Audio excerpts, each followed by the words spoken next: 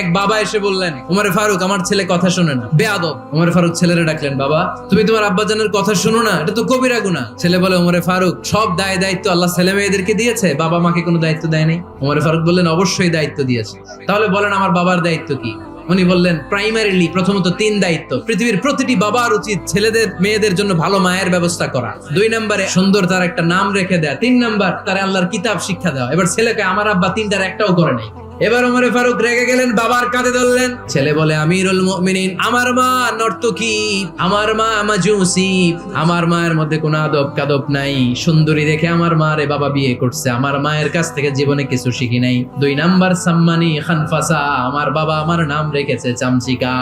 ওয়ালাম ইউআল্লিমনি হারফাম মিন কিতাবিল্লাহ, আমিরুল মুমিনিন, শুধু তাই না, আল্লাহর কোরআনের একটা অক্ষর আমার বাবা কোনোদিন আমারে শিক্ষা দেয় না। ওমর ফারুক রেগে গেলেন, এবার বাপের কান্দে ধইরা মারতে শুরু করলেন। তুই ফুলার নামে